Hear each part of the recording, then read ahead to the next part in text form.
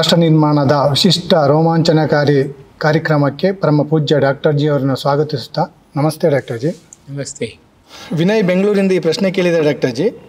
ಕರೋನಾದ ಸಮಯದಲ್ಲಿ ಸಾಕಷ್ಟು ಜನರಿಗೆ ಪ್ರಾಣಭಿಕ್ಷೆ ಕರುಣಿಸಿ ಸದಾ ಸ್ಫೂರ್ತಿ ತುಂಬುತ್ತಾ ನಮ್ಮೆಲ್ಲರ ಜೀವನ ಬೆಳಗಿಸುತ್ತಾ ಕೇವಲ ಜಗತ್ತಿನ ಹಿತಕ್ಕಾಗಿ ಬಾಳುತ್ತಿರುವ ವಿಶ್ವಮಯಿ ಗುರುವಿನ ಹುಟ್ಟುಹಬ್ಬದಂದು ವಿವೇಕವೀರರು ವಿವೇಕಮಣಿಗಳು ಯಾವ ವರ್ತನೆ ಗುರುವಿಗೆ ಸಂತೋಷಪಡಿಸುತ್ತದೆ? ಅಂಥ ಸದ್ಗುರುವಿನ ಹುಟ್ಟುಹಬ್ಬವನ್ನು ಆಚರಿಸುವ ಬಗೆ ಹೇಗೆ ಅಂತ ಹೇಳಿದ್ರೆ ವಿಶ್ವಮಂಗಳ ಹೋಮ ಮಾಡ್ತೇವಲ್ಲ, ಸಾಕು, ಅದೇ ಸಾಕು. ಹೋಮದಲ್ಲಿ ನಮ್ಮ ಹೋಗಲಿ ಮನದಿಂದ ದುರ್ಭಾವನೆ ಎಲ್ಲ ಹೇಳಿ ನಾವು ಆಹುತಿ ಆಗ್ತೇವಲ್ಲ, ಅದೇ ದೊಡ್ಡದು. ಮನಪೂರ್ವಕವಾಗಿ ಸತ್ಯವಾಗಬೇಕು, ಸತ್ಯವೇ ಆಗಬೇಕು ಎಂಬ ಛಲಬಲ ಹಂಬಲ ಇದ್ದರೆ ಗ್ರೇಟೆಸ್ಟ್, ಬೇರೆ ಏನು ಬೇಕಾಗಿಲ್ಲ.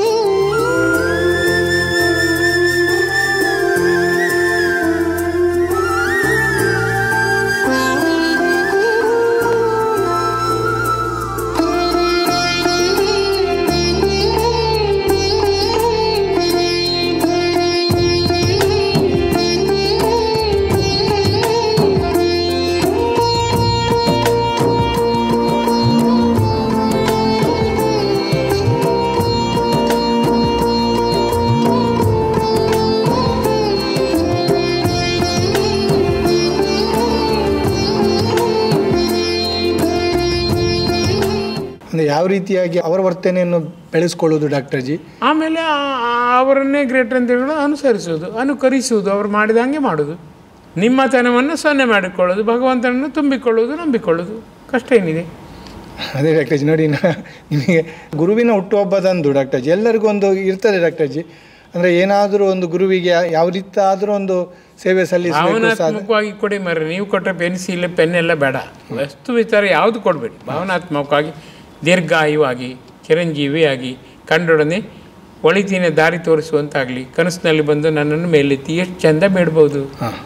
ಯಾರಿಗೂ ಗೊತ್ತಿಲ್ಲ, ನಿಮ್ಗೆ ಮಾತ್ರ.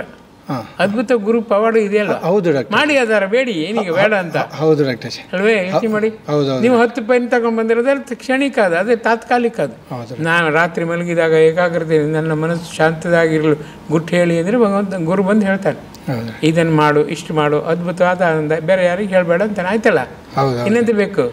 ಎಲ್ಲರಿಗೂ ಇದೆ ಡಾಕ್ಟರ್ ಜಿ. ಮಾಡಿ ನೋಡಿ, ನೀವು ಯಾಕಾಗುದಿಲ್ಲ? ಅಂದ್ರೆ ಗುರುವಿನ ಹತ್ರ ಸ್ವಲ್ಪ ಕೇಳಲಿಕ್ಕೆ ಹೆದರಿಕೆ. ಲಾಭ ಬೇಕಾದ್ರೆ ನಷ್ಟ ಮಾಡ್ಕೊಳ್ಳೇಬೇಕು.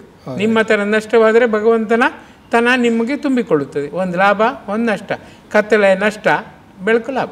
ಯಾಕೆಂದರೆ ತುಂಬ ಸಾವಿರಾರು ರೀತಿಯಲ್ಲಿ ಪ್ರಯೋಜನ ಪಡೆದಿದ್ದಾರೆ ಡಾಕ್ಟರ್ ಜಿ, ಲಕ್ಷಾಂತರ ಜನರು, ಕೋಟ್ಯಾಂತರ ಜನರು.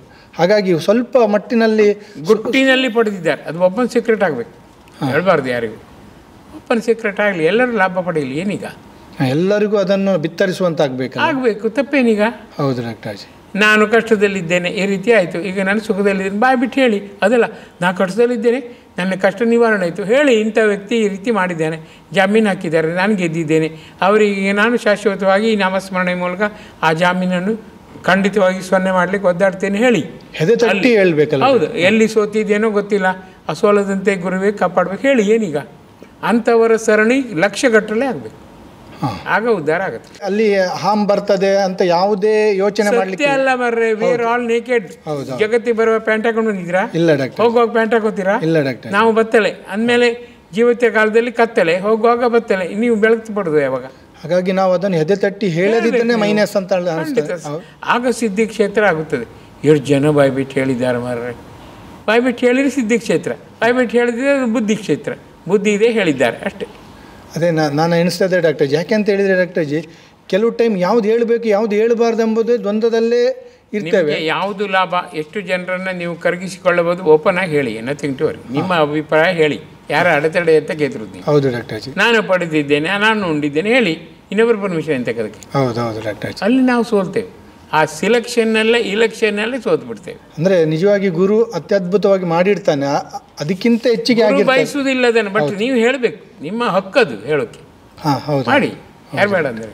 ತುಂಬ ಸಂತೋಷ ಡಾಕ್ಟರ್ ಜಿ. ಯಾಕೆಂದರೆ ಈ ಥರದ್ದೆಲ್ಲ ದ್ವಂದ್ವ ಇರ್ತದೆ ಡಾಕ್ಟರ್ ಜಿ. ಆ ನಿವಾರಣೆ ಆದಾಗ ಡಾಕ್ಟರ್ ಜಿ ಯಾನ ಸಲೀಸಾಗ್ತದೆ ಡಾಕ್ಟರ್ ಜಿ. ಕೆಲವರಿಗೆ ಇರ್ತದೆ, ನನ್ನ ಗುರುಗೆ ಏನಾದರೂ ಮಾಡಬೇಕಂತೇಳಿ ಇರ್ತದೆ ಡಾಕ್ಟರ್ ಜಿ, ಅದನ್ನು ಎಕ್ಸ್ಪ್ರೆಸ್ ಮಾಡಲಿಕ್ಕೆ ಆಗೋದಿಲ್ಲ. ಹಾಗಾಗಿ ಮುಂದೆ ಹೇಳೋದು, ಕೊನೆಗೆ ಮುಂದೆ ಇವರಿಗೆ ಬಿಡ್ತಾರೆ, ಜೀವನ ಬಿಡ್ತಾರೆ ಮುಂದೆ. ಹೌದೌದು, ಯಾವ ಮುಂದೆ ಹೇಳುವ ಅದೇ ನೀವು ಹೇಳಿದಾಗೆ ಡಾಕ್ಟರ್ ಜಿ, ಅದು ಆಗೋದೇ ಇಲ್ಲ ಡಾಕ್ಟರ್ ಜಿ. ಹಾಗಾಗಿ ಯಾವ ಗುರು ಅಮ್ಮ ಬಾಯಿ ಬಿಟ್ಟು ನಂಗೆ ಹೊಸ ಸೀರೆ ತಂದು ಕೊಡೋದು ಹೇಳ್ತಾಳ, ನಮ್ಮ ಮಗನ ಕರ್ತವ್ಯ ಅದು. ಅಯ್ಯೋ ನನ್ನ ಅಮ್ಮನಿಗೆ ಹೊಸ ಸೀರೆ ನೀನು ಉಡಬೇಕು, ನಾನು ನಮ್ಮ ಅಮ್ಮನಿಗೆ ಹೊಸ ಚಪ್ಪಲಿ ಹಾಕಿದ್ದೇವಳು. ಲಾಸ್ಟ್ ದಿನ ಅವಳಿಗೆ ಹೊಟ್ಟೆ ನೋವು ಬಂತ ಹೇಳಿ ಚಪ್ಪಲಿ ಹಾಕೊಂಡು ಆಸ್ಪತ್ರೆಗೆ ಬಂದೆ. ಅದು ನೀನು ಹೇಳಿದ್ದೀಯಲ್ಲ ಚಪ್ಪಲಿ ಕೊಡು ಹಾಕೊಂಡು ಹೋಗ್ತೇನೆ, ಆಸ್ಪತ್ರೆ ಸತ್ತೇ ಹೋದ್ಲು. ನೋಡಿ ಯೋಚನೆ ಮಾಡಿ, ಕೊನೆಗೆ ಅವಳಿಗೆ ಗೊತ್ತಾಯ್ತು ಈ ಮಗು ಒತ್ತಾಯದಿಂದ ಹೇಳುತ್ತೆ ಚಪ್ಪಲಿ ಹಾಕ್ಕೊಂಡು ಹೋಗಬೇಕು ಅಂತ. ಕೊನೆಗೆ ಮತ್ತೆ ಬರಲೇ ಇಲ್ಲ ಮನೆಗೆ. ಎಂತ ಅಂದರೆ ಮಗನಿಗೆ ನೋವು ಮಾಡಬಾರ್ದು, ಅದು ಮನಸ್ಸಿನ ತುದಿಲಿತ್ತು ಒಂದು ಮೂಲೆಯಲ್ಲಿ. ನೀನು ಹೇಳಿದ್ದೀಯಲ್ಲ ಆ ಚಪ್ಪಲಿ ತಂದು ಕೂಡ ಹಾಕೊಂಡು ಹೋಗ್ತೇನೆ, ನೋಡಿ ವಾಪಸ್ ಬರಲೇ ಇಲ್ಲ. ಅಂದರೆ ಆ ಮಾತು ಹೃದಯ ಅಂತ ಹೇಳಿದ್ರೆ ನಾನು ಅಂತ ಆ ಚಪ್ಪಲಿ ಇನ್ನೂ ಇಟ್ಕೊಂಡಿದ್ದೆ, ಏನು ಪ್ರಯೋಜನ? ಅದು ನೋವು ಮಾಡಬಾರ್ದು, ಆ ಮಾತು ಹೃದಯ ಅಂತ ಅದ್ಭುತ. ಚಪ್ಪಲಿ ಬೇಡ, ನಾನು 1ನೇ ಕ್ಲಾಸ್ ಪಾಸ್ ಆದಷ್ಟೇ, ಚಪ್ಪಲಿ ಬೇಡ. ಇದು ಯಾರು ಈ ಥರ ಮಾಡ್ತಾರೆ ಮಾರ್ರೆ? ಸರಳತೆ ಅಂದರೆ ಸರಳತೆ ತುತ್ತು ಹಂಗೇನು ಬೇಡ, ನಾನು 1ನೇ ಕ್ಲಾಸ್ ಪಾಸ್ ಆದ. ಎಂಥ ಅಮ್ಮನ ಪಡೆದಿದ್ದೆ ಡಾಕ್ಟರ್. ಆ ಅಮ್ಮನಿಂದ ಬಂದಂಥ ಮಗು ನಿಜವಾಗಿ ಡಾಕ್ಟರ್ಜಿ, ಅಯ್ಯೋ ನಿಜವಾಗಿ ಪರಮಾದ್ಭುತ ಡಾಕ್ಟರ್ಜಿ, ನಮ್ಮೆಲ್ಲರ ಗ್ರೇಟೆಸ್ಟ್ ಸೌಭಾಗ್ಯ ಡಾಕ್ಟರ್ಜಿ ಆ ನಿಟ್ಟಿನಲ್ಲಿ ಸಿಕ್ಕಿರುವಂಥದ್ದು. ನಿಜ ಜೀವನದಲ್ಲಿ ಎಂಥ ಘಟನೆ ನಾವು ದೊಡ್ಡದು ಮಾಡಬೇಕು, ಹೈಲೈಟ್ ಮಾಡಬೇಕು. ಅದಕ್ಕೆ ನಾನು ನನ್ನ ಇದರಲ್ಲಿ ಬರೆದದ್ದು, ಪುಸ್ತಕದಲ್ಲಿ ಬರೆದದ್ದು, ಅಂಥ ಅಮ್ಮನ ನಾನು ಪಡೆದಿದ್ದೇನೆ.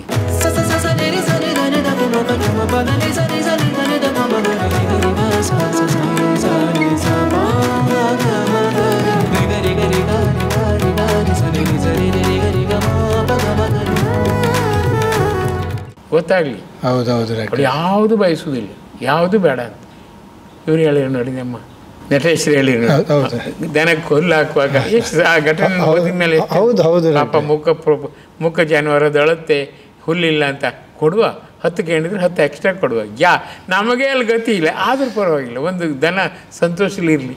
ಎಂಥ ಹೃದಯ ಅದು, ಎಂಥ ಮನಸ್ಸು ಡಾಕ್ಟರ್ಜಿ. ಹೌದು ಡಾಕ್ಟರ್ಜಿ, ನಿಜಗಳು ಪರಮ ಅದ್ಭುತ ಡಾಕ್ಟರ್ಜಿ. ಹಾಗಾಗಿ ನನ್ನ ಮದುವೆ ಆದ ತಕ್ಷಣ ಶುರು ಮಾಡಿದ್ದಾಳೆ, ನಿನ್ನನ್ನು ನೋಡಲಿಕ್ಕೆ ಹೆಣ್ತಿದ್ದಾಳೆ, ನಾ ಸಾಯ್ಬೇಕು. ಯಾಕೆ? ನಿನ್ನ ರಕ್ಷಣೆಗೆ ಹೆಣ್ತಿದ್ದಾಳೆ. ಇಷ್ಟವರೆಗೆ ನೀನು ಮದುವೆ ಆಗಲಿಲ್ಲ, ನಾನು ರಕ್ಷಣೆಗಿದ್ದೆ. ಈಗ ಮದುವೆ ಆಯ್ತಲ್ಲ, ಹೆಂಡತಿ ನೋಡ್ಕೋತಾಳೆ, ನಾನು ಯಾಕಿರ್ಬೇಕು? ಇದು ಒಂದು ಮಾತಾ? ಹೌದು ಡಾಕ್ಟರ್ಜಿ. ಛೇ, ಅಂದರೆ ಸಂತೃಪ್ತಿ ಬಂದಿದೆ ಜೀವನದಲ್ಲಿ, ಇನ್ನು ಬದುಕಬಾರ್ದು. ನಂಗೆ ಗುರುಜಿ ಇದ್ದಾರೆ, ಗುರುಜಿ ಹತ್ರ ಹೋಗ್ತೇನೆ.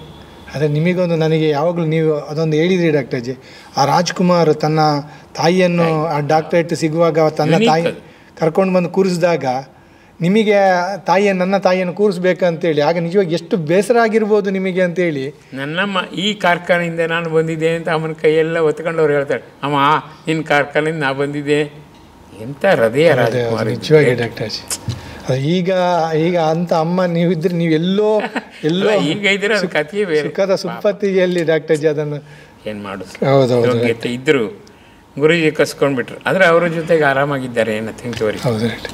ಅದೇ ಡಾಕ್ಟರ್ಜಿ, ಈಗ ನಾನು ಹೇಳುವುದು ಡಾಕ್ಟರ್, ಸ್ವಾಮಿ ವಿವೇಕಾನಂದ ಶ್ರೀ ಗುರುಜಿ ಅವರ ಆ ವಿಚಾರಧಾರೆ ತಿಳಿದದ್ದು ಸ್ವಲ್ಪ ಡಾಕ್ಟರ್ಜಿ, ಆದರೆ ಈಗ ನೀವು ತಿಳಿಸ್ತಿರೋದು ಡಾಕ್ಟರ್ಜಿ ಅದು ಯುನೀಕ್, ಒರಿಜಿನಲ್ ಡಾಕ್ಟರ್. ಯಾರಿಗೂ ಹೇಳಲಿಲ್ಲ. ಲಕ್ಷಗಟ್ಟಲೆ ಬಾರಿ ಗುರುಜಿ ಕನಸಲ್ಲಿ ಬಂದಿದ್ದಾರೆ, ಕೋಟಿಗಟ್ಟಲೆ ಅನ್ಬೋದು. ಎಲ್ಲ ಅತ್ಯಂತ ಅದ್ಭುತವಾದ ಸೀಕ್ರೆಟ್. ನಿಜವಾಗ್ಲೂ ಅದು ನನಗೆ ಕೇಳುವಾಗಲೇ ಡಾಕ್ಟರ್ಜಿ ಆ ಗುರುಜಿಯ ಮಹಿಮೆ ನಮಗೆ ಇದರಲ್ಲಿ ಪುಸ್ತಕದಲ್ಲಿ ಸ್ವಲ್ಪ ಗೊತ್ತಿದೆ ಡಾಕ್ಟರ್ಜಿ. ಪುಸ್ತಕದಲ್ಲಿ 1/10 ಇಲ್ಲ. ನನಗೆ ಗೊತ್ತಾದೆ ಏನು 10ರಲ್ಲಿ 8 ಅನ್ಬೋದು, ಇನ್ನೂ 2 ಬಾಕಿ ಇದೆ. ಯಾವಾಗ ಹೇಳ್ತಾರೆ ಅದೇ ನನಗೊಂದು ಉಂಟು ಡಾಕ್ಟರ್ಜಿ, ಸ್ವಾಮಿ ವಿವೇಕಾನಂದರ ಒಂದು ಲೈಫ್ ಸ್ಟೋರಿನ ನೀವೇ ಒಂದು ಬರಿಬೇಕಂತೇಳಿ ಮಾಡ್ಬೇಕು ನೋಡೋಣ. ಆ ರೀತಿಯಾಗಿ ಡಾಕ್ಟರ್.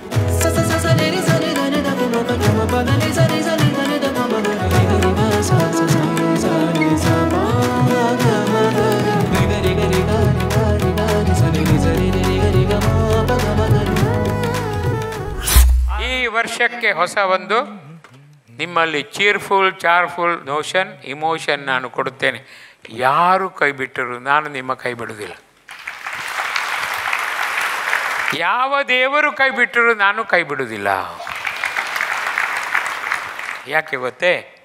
ಕಣ್ಣೀರನ್ನ ಹೊರಳಿಸಿ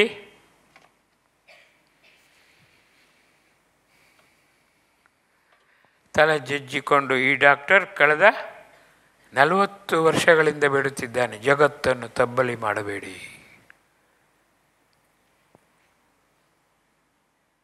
80 ಪೈಸೆಗೆ ಗತಿ ಇಲ್ಲದಿದ್ದರು ಒಂದು ಚಕಾರದ ಮೂಲಕ ನನ್ನನ್ನು ದೈವನಿಂದೆ ಮಾಡಿದವನೇ ಅಲ್ಲ.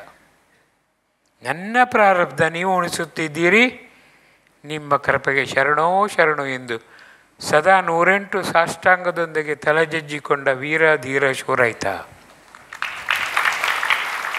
ಮುಂದೇನಾದರೂ ಜಗತ್ತು ಉಳಿಯಿತು ಎಂದರೆ ಈತನ ಪುಣ್ಯ ಅದರಲ್ಲಿ ಇದ್ದೇ ಇದೆ ತಿಳಿಯಿರಿ. ಜಗತ್ತು ಮರೆತರೂ ಕೂಡ ನೀವಂತೂ ಮರೆಯಬಾರದು ಈ ಸತ್ಯವನ್ನು.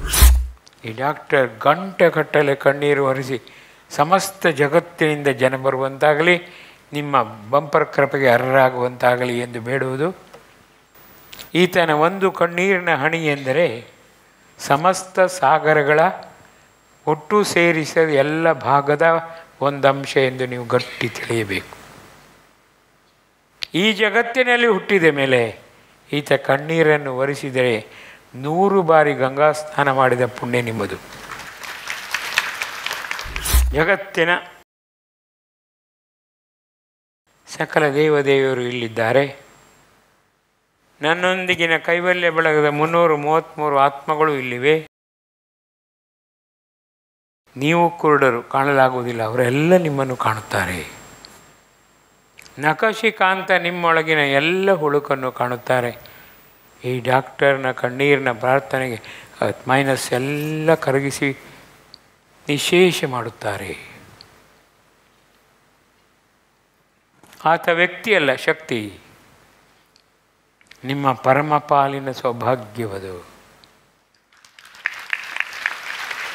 ಒಂದು ಕ್ಷಣದ ನಿಮ್ಮ ಪ್ರಾರ್ಥನೆ ಕಣ್ತುಂಬಿ ಬಂದರೆ 100% ಕೃಪೆ ಗ್ಯಾರಂಟಿ. ದೇವರಂತಿರುವವರು ದೇವರೇ ಎಂದಿಗೂ ಮಾತನಾಡುವುದಿಲ್ಲ. ದೇವರು ಬಾಯ್ಬಿಟ್ಟು ನಾನು ದೇವರು ಎಂದು ಹೇಳುವುದೇ ಇಲ್ಲ. ಈ ಡಾಕ್ಟರ್ನ ಹೃದಯ ಕರಗುವ ಕಂಬನಿಯ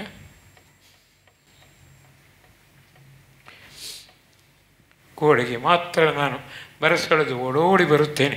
ಎಂಥ ಹರ್ಷಚಿತ್ತನಾಗಿ ಓಡಿ ಬರಬೇಕುತ್ತೆ. ಅಂಥ 10 ಮಂದಿ ನನಗೆ ಸೇರಿದರೆ 11 ಮಂದಿ ನನಗಿದ್ದರೆ ಈ ಜಗತ್ತನ್ನು ಒಂದೇ ಕ್ಷಣದಲ್ಲಿ ದೈವಗ್ರಹ ಮಾಡುತ್ತಿದ್ದೆ. ಅಯ್ಯೋ, ಡಿವೈನ್ ಪಾರ್ಕಿನ ನೆಲದಲ್ಲಿ ಕಣ್ಣೀರ ಹೊಳೆ ಹರಿಸಿದ್ದಾನೆ ಈ ಡಾಕ್ಟರ್. ತಲೆ ಜಜ್ಜಿಕೊಂಡು ನನ್ನ ಎಲ್ಲವನ್ನು ಬರುವ ಭಕ್ತರಿಗೆ ಹಂಚೆಂದು ಕೈ ಜೋಡಿಸಿಕೊಂಡು ತಲೆ ಜಜ್ಜಿಕೊಂಡು ಬೇಡಿದ್ದಾನೆ. ಈ ಹಿನ್ನೆಲೆ ನಿಮಗೆ ಅರ್ಥವಾಗಲು 100 ಜನ್ಮ ಬೇಕು ತಿಳಿಯಿರಿ. ಆದಷ್ಟು ಬೇಗ ಮೃದುವಾಗಬೇಕು, ಮಧುರ ವರ್ತನೆಯಿಂದ ನಯವಾಗಬೇಕು. ಆಗ ಮಾತ್ರ ನಿಮ್ಮ ಉದ್ಧಾರ. ಗುರುವರ ನಿಮಗೆ ಕೋಟಿ ನಮನ, ಎಂದಿಗೂ ಮರೆಯನು ನಿಮ್ಮ ಕರುಣ. ಬೇಡುತ್ತಲಿಹನು ಶರಣ, ಗುರುವರ ನಿಮಗೆ ಕೋಟಿ ನಮನ, ಎಂದಿಗೂ ಮರೆಯನು ನಿಮ್ಮ ಕರುಣ. ಬಾಳಿನ ನೌಕೆಯ ನಡೆಯಿಸು ಮುಂದೆ, ಭವದಲ್ಲಿ ಮುಳುಗಿಹೆ ಹಿಂದೆ. ಬಾಳಿನ ನೌಕೆಯ ನಡೆಯಿಸು ಮುಂದೆ, ಭವದಲ್ಲಿ ಮುಳುಗಿಹೆ ಹಿಂದೆ. ಆರಿದೆ ಭಕ್ತಿ ಶ್ರದ್ಧೆಯ ಕಿಡಿಯು, ಬಾಡಿದೆ ನಲಿವಿನ ನೆಲೆಯು. ಗುರುವರ ನಿಮಗೆ ಕೋಟಿ ನಮನ, ಎಂದಿಗೂ ಮರೆಯನು ನಿಮ್ಮ ಕರುಣ.